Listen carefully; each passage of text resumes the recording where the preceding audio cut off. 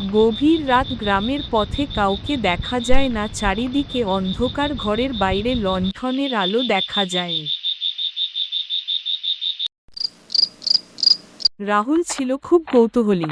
সে ভয় পেত না ভূতকে।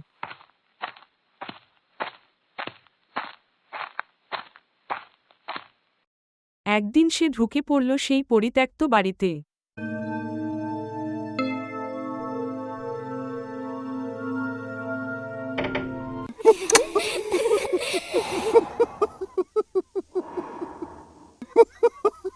রাহলন ঘরে ঢুকে দেখে মেয়েটি কোণে বসে হাসছে।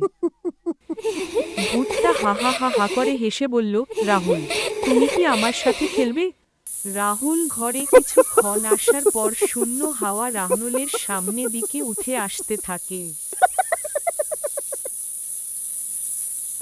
যে একবার এই পুতুলের চোখে তাকায়, সে আর ফিরে আসে না। সকালে দেখা যায় বাড়ি পুরো ফাঁকা।